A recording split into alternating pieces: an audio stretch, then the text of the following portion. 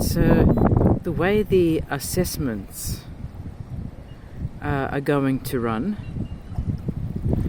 we're going to take advantage of a lot of resources, a lot of existing templates within the Mural application, MURAL.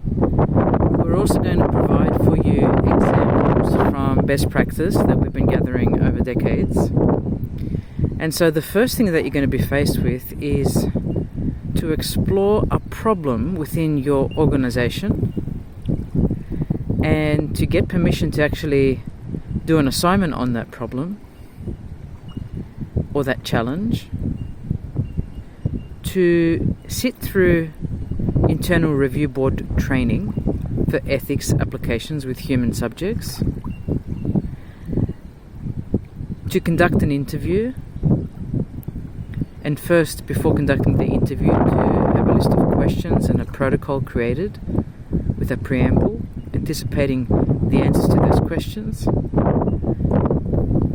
Then you're going to have to schedule the interview, record it using a digital device.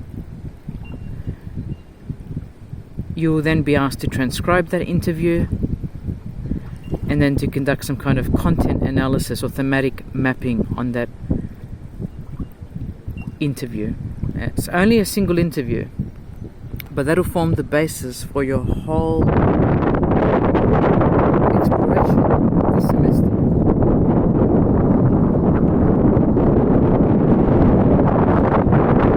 So what happens if you can't gain internal permission in a short time frame, within a few days say?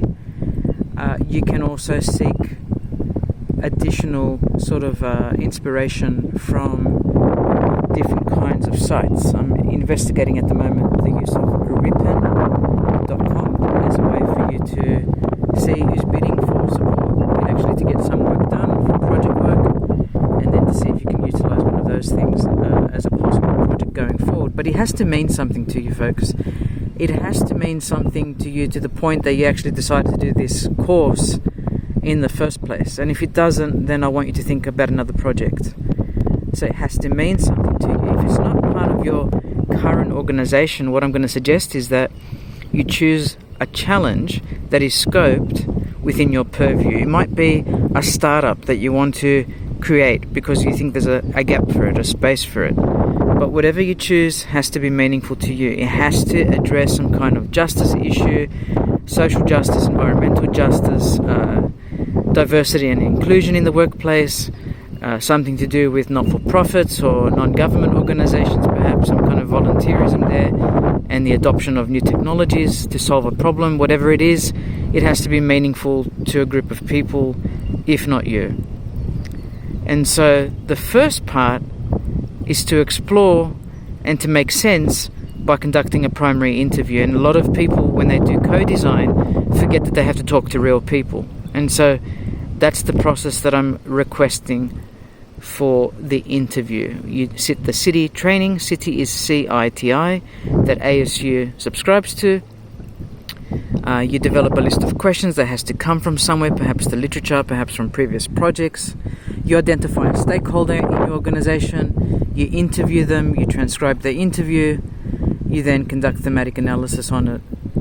But that interview protocol is critical. I don't want people going into an interview in a blasé way, thinking they know what questions to ask without really consulting the literature and really looking at socio-technical design or value-sensitive design or participatory design. The questions have to be linked to these approaches, have to be linked to theory, and they must be linked to the available literature in that particular to engage in. So if I was doing something on this place, Severs Beach, I would be making sure to investigate the local authorities, but also what's important to this location. And if I zoom into that place here, you can see a bunch of sandbags against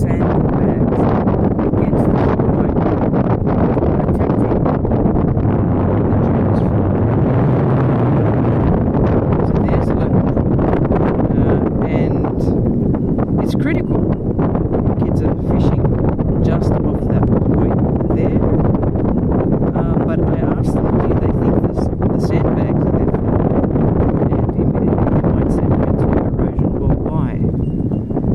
what's changed here and what's important.